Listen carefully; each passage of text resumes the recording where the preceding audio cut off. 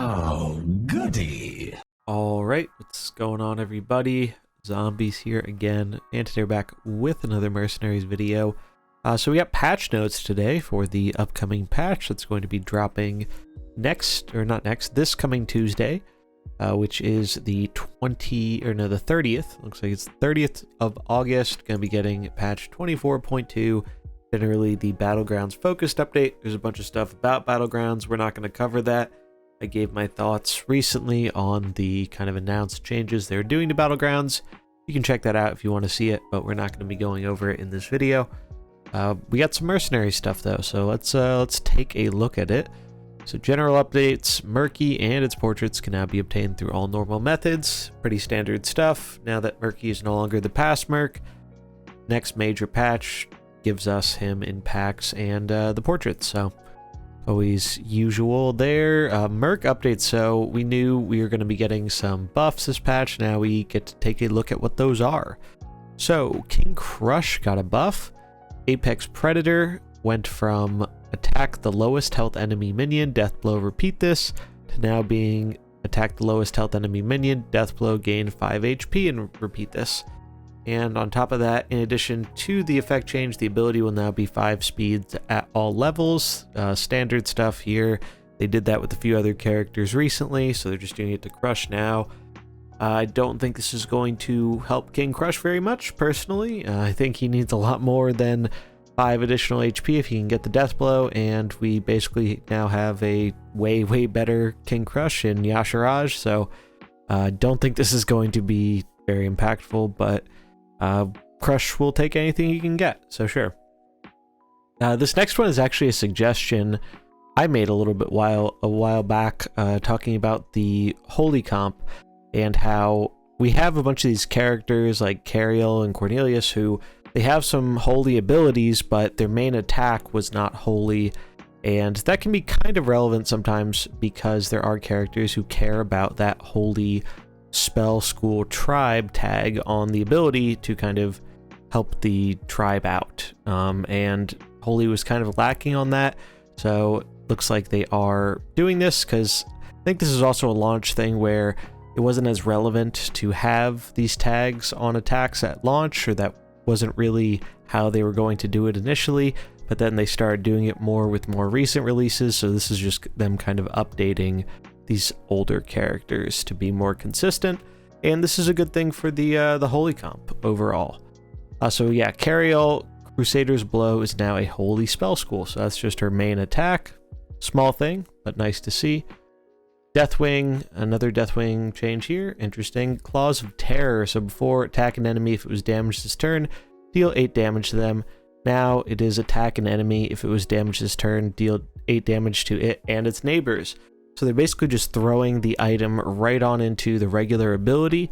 This is great. We've actually seen some discussion about this before, and we've talked about it on the podcast. I think this is a good way to tune up some of these less impactful or less powerful mercs, especially because it gives more viability in the other items you can use. And I think item choice is really one of the best things in the game if we actually end up at a point where you want to choose specific items for specific builds, and you're not just grabbing the best item out of the 3 for all builds, because it's just the best and there's no point in using the other 2. So baking in the ability here, like we saw with Anaconda, great thing, happy to see it. And then obviously they're changing his equipment since they're baking it into the ability. Before, Heart of Unliving made Claws of Terror deal 5 more damage and affect adjacent enemies, so now it's just part of the skill, and now the equipment makes Claws of Terror deal 5 more damage. So up in the damage a little bit, but now I think there's a little bit more reason to use the other items, because you don't have to worry about the best effect, because the best effect is just baked into the ability. Good change. I hope they do more of this. It's a welcome change for sure. This one's probably the one I'm most excited about. Yrel. It's kind of simple, but still, I think, pretty good. Yrel's getting a huge HP increase, going from 76 to 88, an additional 12 HP. That is a ton. That is a ton of health, and I think it's kind of relevant. I mean, I've played with the Holy build a little bit recently, and it's one of those builds that feels like it's almost there. It's just not quite there yet, but it just needs like a little bit more to push it over the edge, and giving Yrel more health, as well as buffing the Radiant Light ability from 4 speed to 2 speed, might be something to kind of help it push it in that direction. Because Yrel, especially against all the very powerful shadow comps we see right now, Yrel's anti-shadow resistance for your whole team is really, really strong. And I know we don't see too much of it, but having tested with it a bit, it's really powerful. And so the fact that it's going to be harder to kill Yrel now, and that we get that bit of a speed boost in Radiant Light is pretty nice. So happy to see that. Blinkfox, this is kind of unexpected. Blinkfox also getting a pretty big stat increase, getting an additional 3 attack and 8 HP. That is quite a lot of stats. And then Arcane Fling is being changed again. This time they are just upping the damage on it. Before it was deal 13. The enemy is not acted yet, deal 18. Now it deals 17 base damage. And if the enemy is not acted, you deal 22 instead. So nice to see. I'm not sure if it's going to make Blinkfox show up anywhere else, but maybe we'll see people experiment a little bit with it now in Arcane or something like that. Who knows? But cool to see it. Don't mind it. Rexxar. So, Animal Companion, no more cooldown. And as we've seen in the past, sometimes when they turn these 1 cooldowns to 0 cooldowns, it's obviously the most impactful reduction you can ever have, because unlike going from 2 to 1, you're not cutting the amount of uses in half, you're making it essentially just infinite uses, because you never have to wait a turn on that cooldown. Now, do I think that's going to be enough to make Rexxar see play? I'm not entirely sure about that, but that's not the only buff he's getting, so let's look at the other ones before we talk about him as a whole. Explosive Shot. So Explosive Shot's getting a buff. Before, it dealt 16 damage and 8 damage to adjacent enemies. Now it deals 20 damage to an enemy and 12 to adjacent. That's a pretty significant boost in power, so pretty happy to see that. And then this is another instance of them baking the more damage item into an ability, and a character that was kind of a launch character that is not really performing very well now, 10 months down the road.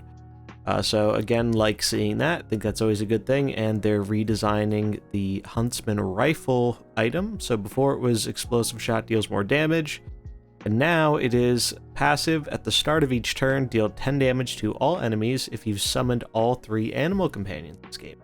So this is a really cool flavor thing, and it's also just a very interesting ability. The other cool thing about it is obviously we get to choose which animal companion we get, so you could just work on getting all 3 animal companions online as quickly as possible, and then you have this pretty powerful start of turn ability, which is really neat. We've seen the N'Zoth one is actually pretty good, and that was only typically dealing 4 damage, so pretty neat. Overall, I really like these changes to Rexxar. Definitely will have to mess around with him and see what we can do with it. Maybe he can make an appearance in the Arcane build, because he's spamming all of these beast summons, or maybe there could be a summon build with Cho and Yulon or something. We'll have to see, but overall, I really like these changes. Frankly, I think the changes were actually a bit better than I had initially anticipated, because I heard they're going to be kind of minor, and I really like these changes. I think this is a good way to go about making some of these launch mercs that are unplayable more relevant to the current game. I hope we see more of this. I really think that the game would benefit from buffing large groups of these unplayable launch mercenaries. Like in Crush's instance, I think this is the second time they've buffed Crush, but the buffs have been so tiny that I don't think they make a difference for him. Rexxar, I think, is a bit better, but overall, I want to see more of it, because a lot of these launch characters really need it. There is one more buff here, actually 2 more. Fathom Lord Carathress, Cataclysmic Bolt. This one I'm a little confused by. Before, it was deal 20 to the lowest health enemy. Now it is deal 22 to the lowest health enemy. I'm not sure what inspired this one in particular. Fathom Lord doesn't see a whole ton of play right now, and I don't think an additional 2 damage is going to really change that. But sure, we'll take it. And then Cornelius Rome, much like Cariel, had his attack ability changed to the Holy Spell School, so Martial Mastery is now Holy. So that's pretty cool. That is the end of the Mercenaries changes, but there is a few other things I did want to talk about for these patch notes. Heroic Brawliseum is returning to Wild. It is September 14th, so that is still a little bit of a ways out. I believe that's like 3 weeks from now-ish. Yeah, it looks like a little bit under 3 weeks from now. If you haven't heard of the Brawliseums before, they are a heroic brawl variant where you can actually win some decent stuff if you perform well. And here it shows what you can get per your wins. You get some packs, dust, gold, and if you get 10, 11, or 12, you actually get golden legendaries. These do cost a pretty significant amount of gold or money, though. I think the entry fee is usually 1,000 gold or $10, if I remember correctly. But as someone who's been playing quite a bit of Wild recently, I think this will be a lot of fun. It's cool to see them actually doing an event like this for Wild, and I will definitely be streaming it when it is out. And then a few other smaller things. So Runestones. We talked about this in the video going over the Battlegrounds announcement and the pay-to-win stuff and all that. But we do actually have a little graphic here where we can see they put this up about, well, what are Runestones replacing or whatever. And here we can see, so for standard Hearthstone, pre-purchases, Tavern Pass, and packs will still be able to be bought in their normal methods with money or with packs, in the case gold as well, but you'll also be able to buy them with Runestones. Mini sets are going to be either gold or Runestones, so that's changing slightly. Gold mini sets are going to have the option of either, but still can't buy those with gold. Cosmetics and bundles, it's going to just be Runestones, and when old ones show up, you can buy them with gold sometimes. And then decks and adventures will still be Runestones. Then we can see Battlegrounds and Mercenaries here. Battlegrounds Season Pass will be Runestones or real money, no gold. We've talked about that and the controversy surrounding it. But it seems for some reason this season only they're gonna offer it in money or Runestones, and then I guess only Runestones after. And then cosmetic and bundles only for the Runestones. Mercenaries packs you can buy with any of the 3, but it looks like the other things in the store will be available with Runestones. And then here we can see other, and probably more importantly, the Runestone bundles. So other tavern tickets, special brawls will be Runestones and or gold. And then the bundles. So one thing you might know about how these kind of in-game currencies work is a lot of times companies will try and give you a bit more of them if you buy in bulk, but it looks like that is not the case here with Hearthstone. They are keeping the rate pretty much totally flat, where 500 Runestones, $5, and no matter how many more you're buying, up to the max of 8,000 for $80, you do not get more for buying more at once. I've talked about Runestones a decent bit in the last video. Short little thing to mention here. Obviously, initially, this doesn't seem to be changing anything in terms of pricing in the game. They said that before the announcement. However, I think a concern that myself and many others have is not that this was going to immediately impact the price of the game, but more that it is something that now that it is in the game, it is possible it could negatively impact it in the future now that they already have a system like this in place. But that's a problem for the future. I did just want to show this though, because I thought it was relevant information and it was something people would want to see. We'll go back to the patch notes here really quick. Runestones, updated leaderboards. This is kind of weird. Hearthstone leaderboards are getting an update. The leaderboards for Standard, Wild, Classic, Battlegrounds, and Mercenaries will now have live updates. Currently, they refresh in intervals of 5 to 10 minutes, so they'll be updated more accurately or just instantly, I guess. All leaderboards will now also select from season number, like Battlegrounds currently does, instead of a month or a year. Finally, there's no longer a limit to how many people can be shown on the leaderboards. For Standard, Wild, and Classic, this means that all Legend ranked players will be listed. You're all leaderboards finishers in our book. I don't really understand why they're doing this, because in Standard, Wild, and Classic, your number is your leaderboard position. I mean, it's not a bad thing, but as someone who has been complaining about the Mercenaries leaderboards being totally useless and screwed up for what, we're 9 months now or so, it's kind of silly to me that they're adding a pointless change like this before actually fixing an entirely broken and just totally messed up leaderboard. But yeah, it's not a bad thing. I just don't really see the purpose of this, because like, you know where you are on the leaderboard because it tells you. That's what Legend Rank does, but sure. In-game reporting. This is kind of something people have been wanting for a long time. In-game player reporting is now live for all players.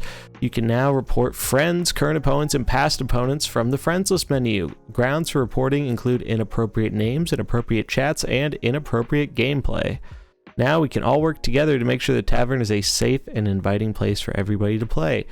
Yeah, so this is a good thing. People have been wanting a way to report people who add them and flame them for a while, which it's a good thing. Now you can also report people you suspect of botting for us Mercenaries folks. So if you happen to run into Board King on the ladder, get that report button ready. Do I think they're going to actually do anything with this? I really don't. It's been terribly obvious that the players who have been botting have been doing it for months, and they haven't really done anything to fix it. So I'm not the most optimistic about it, but it can't hurt to try. So it's nice that we have a feature that allows us to report someone without actually having to go through the trouble of adding them on your friends list. And then just some bug fixes, game improvements, all that stuff. I kind of looked through here. None of it seemed too relevant. We do have updated Trigor's Task 9 criteria, because I think it was displaying the wrong thing. But other than that, I didn't see really any major mercenary stuff in here. So not much to talk about there, just a bunch of various bug fixes. It's possible there could be some bug fixes that weren't mentioned. We'll have to wait and see. But that is pretty much going to do it for this video. Those are the patch notes. Link in the description if you want to check them out for yourself. See there's a ton of Battleground stuff we didn't go over, so if that interests you, check that out there. But that is going to wrap it up for this video. If you enjoyed it, do remember to like and subscribe, and I'll catch you in the next one. Peace.